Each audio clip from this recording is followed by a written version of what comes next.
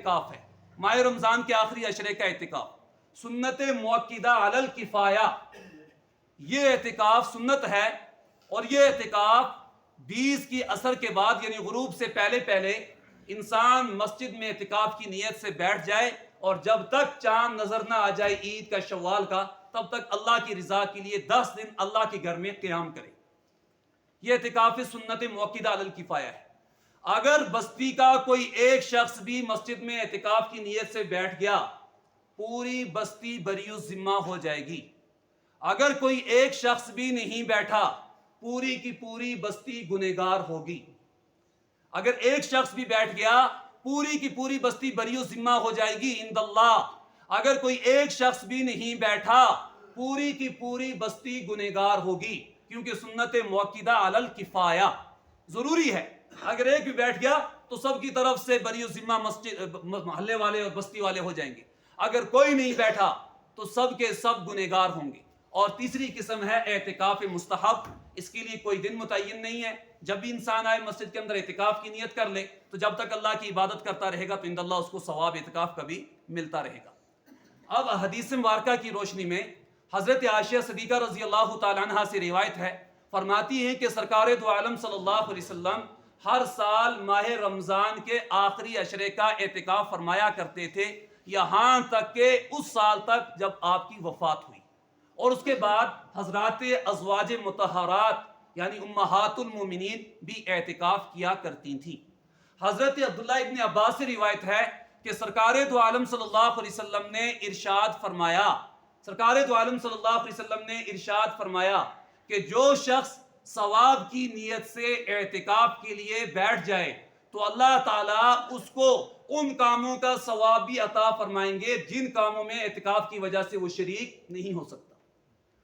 حضرت عباس رضی اللہ تعالیٰ عنہ سے روایت ہے کہ سرکار دو عالم صلی اللہ علیہ وسلم نے ارشاد فرمایا کہ جو شخص ماہ رمضان کے آخری عشرے کا اعتکاف کرتا ہے اللہ تعالیٰ اسے 2 حج اور 2 عمروں کا ثواب عطا فرماتے ہیں۔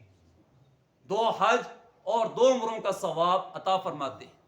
سرکار دو عالم صلی اللہ علیہ وسلم سے چوتھی روایت ہے، اللہ کے نبی علیہ السلام نے فرمایا جو ماہ رمضان کے آخری عشرے کا اعتکاف کرتا ہے، آخری عشرے کا 1 دن کے اعتکاف پر اللہ تعالیٰ اس کے اور جہنم کے درمیان 3 خندقیں حائل فرما دیتے ہیں۔ ایک خندق کی مسافت زمین سے لے کر آسمان تک 1 دن کے اعتکاف کی وجہ سے۔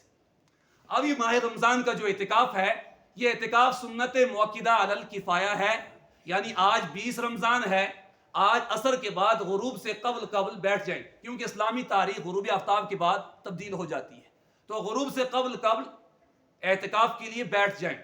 اب ہر مسجد کے اندر اعتکاف کرنا ہے، لیکن ایک بات پہلے ایک مسئلہ غور سے سمجھ لینا، اجرت پر کسی کو اعتکاف کے لیے نہ بٹھایا جائے، اجرت دے کر کسی کو اعتکاف پر نہ بٹھایا جائے۔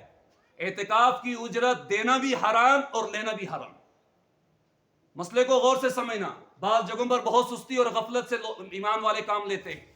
اجرت پر پیسے دے کر، پیسے کی لالچ دے کر کسی کو اعتکاف پر نہ بٹھایا جائے۔ اگر وہ اعتکاف پر بیٹھے گا تو سنت مؤکدہ جو ماہ رمضان کے آخری عشرے کا اعتکاف ہے یہ اعتکاف ادا نہیں ہوگا، اور اجرت لینا بھی حرام اور اجرت دینا بھی حرام۔ جب ایسے شخص کو بٹھایا جائے گا تو بستی والے بری الذمہ نہیں ہوں گے، ان پر اللہ کا یہ حکم اسی طرح باقی رہے گا اور سب کے سب گنہگار ہوں گے۔ پہلی بات۔ دوسری بات کہ جو مسجد میں اعتکاف کے لیے آئے، مسجد میں اعتکاف کے لیے عاقل ہو، بالغ ہو، یعنی جو شریعت کے احکامات کو سمجھتا ہو، جس کے ہوش و حواس بھی درست ہوں، ایسے معصوم بچوں کو لا کر اعتکاف میں نہیں بٹھانا۔ اگر معصوم چھوٹے بچوں کو جو نابالغ ان کو بٹھایا جائے گا سنت اعتکاف ادا نہیں ہوگا، یہ اعتکاف مستحب ہو جائے گا اور بستی والے بری الذمہ نہیں ہوں گے۔ بات کو غور سے سمجھ لینا، بعض جگہوں پر اس کو بوجھ سمجھ کر چھوٹے 2 بچوں کو بٹھا دیتے ہیں۔ اعتکاف کے لیے عقل مند بھی ہونا چاہیے، بالغ بھی ہونا چاہیے۔ وہ شخص جو اعتکاف کے لیے آئے 20 کے غروب سے پہلے وہ اپنے ساتھ اپنی ضروریات کا سامان لے کر آئے، کپڑا ہو، بستر ہو، اسی طرح مسواک ہو، برش وغیرہ، صابن، جو اس کی ضروریات ہیں وہ تمام چیزیں لے کر آئے۔ اب مسجد کے اندر جو یہ چادریں وغیرہ لگائی جاتی ہیں یہ لگانا بھی مستحب ہے، یہ لگانا بھی مستحب ہے، فرض اور واجب نہیں، مستحب ہے۔ اس وجہ سے تاکہ معتکف کا جو سامان وغیرہ ہے، بستر وغیرہ ہے، کپڑے ہیں، وہ پردے کے اندر رہیں تاکہ باقی نمازیوں کی نماز کے اندر کوئی خلل واقع نہ ہو۔ تو یہ مستحب ہے چادریں وغیرہ لگانا کسی ایک کونے کے اندر، تاکہ جب اس کو آرام کرنا ہو یا اس کو اپنی باقی عبادات کو انجام دینا ہو تو پردے کے اندر بھی انجام دے سکتا ہے، اس کا کپڑا ایسی کوئی چیز ایسی باہر نہ ہو جس کی وجہ سے دوسرے نمازیوں کو پریشانی یا دوسرے نمازیوں کی نماز کے اندر خلل واقع ہو۔ تو غروب آفتاب سے پہلے پہلے اب جب یہ مسجد کے اندر آ جائے تو مسجد کے اندر آنے کے بعد کچھ چیزیں ایسی ہیں جو اس کو کرنی ہیں اور کچھ چیزیں ایسی ہیں جو اس کو نہیں کرنی۔ یعنی مسجد میں جب اعتکاف کی نیت سے 10 روز کی اعتکاف کی نیت سے یہ بیٹھ گیا، گویا کہ بستی والے بری الذمہ ہو گئے، اب یہ مسجد کے اندر آئے گا۔ اب مسجد کے اندر جب یہ داخل ہو گیا تو شریعت کی جانب سے جو چیزیں معتکف کے لیے عائد ہوتی ہیں وہ اس کو انجام دینی ہے۔ سب سے پہلے نمازوں کی مکمل پابندی تکبیر اولیٰ کے ساتھ، نمازوں کی مکمل پابندی، ایسا نہ ہو نماز کے وقت یہ وضو کر رہا ہو، نماز کے وقت یہ کہیں باہر گھوم رہا ہو، یہ چیز اعتکاف کے اندر شریعت کے اعتبار سے جائز نہیں ہوگی۔ نمازوں کی پابندی، اس کے ساتھ ساتھ تہجد کی نماز کی پابندی کرے۔ تہجد کی نماز 4 رکعت پڑھے، 8 پڑھے، 12 پڑھے، مگر تہجد کی پابندی کرے۔ کون؟ سبھی مسلمانوں کو رمضان کے اندر تو اللہ کی جانب سے موقع ملتا ہے، کرنی چاہیے، لیکن معتکف کو اس بات کا ضروری خیال رکھنا چاہیے کہ اعتکاف کی حالت میں تہجد نماز کی پابندی۔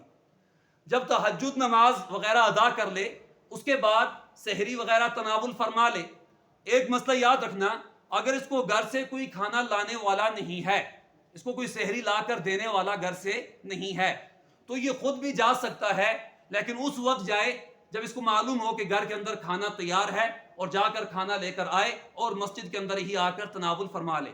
تو اگر اس کو پتہ تاخیر ہوگی تو پھر اس سے پہلے نہ جائے کہ جا کر یہ باتوں میں لگ جائے، دوسری چیزوں میں مصروف ہو جائے، اس کی شریعت کے اعتبار سے اجازت نہیں ہے۔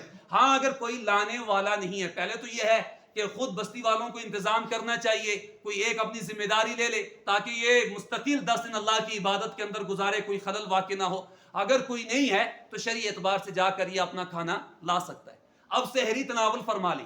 سحری تناول فرمانے کے بعد فجر کی نماز تک قرآن مقدس کی تلاوت کرے، اور فجر کی نماز جماعت سے ادا کرنے کے بعد، جماعت سے نماز ادا کرنے کے بعد اب یہ سورہ یاسین کی تلاوت فرمائے۔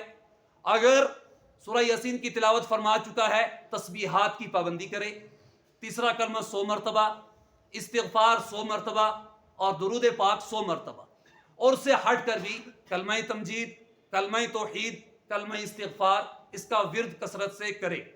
کب تک؟ کم از کم طلوع آفتاب تک، یعنی اشراق کے وقت تک، اشراق کے وقت تک۔ پھر اشراق کی 4 رکعت ادا کرے، 4 رکعت، اشراق کی 4 رکعت ادا کرے۔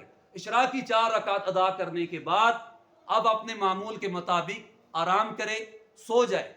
اب 9 ساڑھے 9 بجے بیدار ہونے کے بعد، وضو کرنے کے بعد فوراً چاشت کی نماز ادا کرے، 4 رکعت یا 8 رکعت چاشت کی نماز ادا کرے، اور اس کے بعد قرآن مقدس کی تلاوت کرے، ذکر کرے اور امت کے حق میں دعا مانگے۔ یہ معمول اس کا رہے، ظہر تک اپنے اسی معمول کو رکھے۔ پھر ظہر کی وقت پر نماز ادا کرے، نوافل بھی ادا کرے۔ پھر ظہر کے بعد کا جو اس کا معمول ہے اس معمول کے مطابق قرآن مجید کی تلاوت بھی کرے، اور اگر سونا چاہتا ہے تو سو بھی سکتا ہے، کوئی وہ رکاوٹ نہیں ہے، کوئی منع نہیں ہے، سو سکتا ہے۔ لیکن یہ مسنون اعمال میں بتا رہا ہوں جو ہر معتکف کو کرنا چاہیے، صرف پردے کے اندر آ کر بیٹھنا ہی نہیں ہے، بلکہ اس میں امت کا حق ہے، محلے والوں کی ذمہ داریاں ہیں، ان تمام چیزوں کو بھی اس کو نبھانا ہے، ادا کرنا ہے۔ اب اس کا یہ معمول رہے گا۔ اسی طرح عصر کی نماز سے قبل 4 رکعت سنت غیر موقدہ ادا کرے گا، پھر 4 رکعت فرض جماعت کے ساتھ ادا کرے گا۔ اس کے بعد پھر تسبیحات کی پابندی، تسبیحات کی پابندی۔ پھر یہ حالت اس کی رہے گی افطار تک۔ افطار سے قبل آدھا گھنٹہ، پونا گھنٹہ، 20 منٹ یہ نکالے اور خلوص کے ساتھ اللہ تعالیٰ سے دعا کرے، کیونکہ معتکف کی دعا اللہ تعالیٰ رد نہیں فرماتے ہیں، اور رمضان میں تو کسی کی دعا بھی اللہ رد نہیں فرماتے، لیکن یہ ایک جگہ سکون قرار پا رہا ہے، سب کاموں کو چھوڑ کر اللہ کے گھر میں بیٹھا ہے، تو اس کے فضائل کچھ اور ہی زیادہ ہیں۔ اب دعا کرے، دعا سب کے لیے کرے، پوری امت کے لیے کرے، پوری انسانیت کے لیے کرے، اپنے لیے کرے، بستی کے لیے کرے، اور موجودہ حالات میں جہاں جہاں مسلمان پریشان ہیں ان کے لیے کرے، اور حکمرانوں کے لیے کرے، امت کے وہ آفیسر حضرات جس وقت ظلم و ستم میں تلے ہوئے ہیں ان کے لیے دعا کرے، اور امت کے وہ مستحقین حضرات جس وقت پریشان حال ہیں اور اپنی پریشانی اللہ کے سوا کسی کو سنا نہیں سکتے ان کے لیے دعا کرے۔ یہ دعا کا اہتمام اس کا رہنا چاہیے افطار تک۔ افطار کے بعد، افطار کرنے کے بعد مغرب کی نماز کی پابندی، فرائض کی سنت، اس کے بعد 6 رکعت اوابین پڑھے، 6 رکعت اوابین، اس کے بعد تراویح کی تیاری وغیرہ کرے۔ یہ تو اس کے مسنون اعمال ہیں جو اس کو کرنے ہیں۔ اور اگر 10 دن، پورے 10 دن رات کو بیدار نہیں ہو سکتا، کم از کم طاق راتیں، 21 کی رات، 23 کی رات، 25 کی رات، اور اسی طرح 27 کی رات، 29 کی رات، یہ 5 راتیں طاق راتوں میں تو سبھی ایمان والوں کو بیدار رہنے کی کوشش کرنی چاہیے، اور معتکف حضرات خاص طور پر اس کا خیال رکھیں۔ طاق راتوں کے اندر اللہ تعالیٰ کی جانب سے دعائیں قبول بھی ہوتی ہیں، شب قدر کی تلاش بھی ہے، تو اس لیے جتنا ہو سکتا ہے طاق راتوں کے اندر اہتمام کریں۔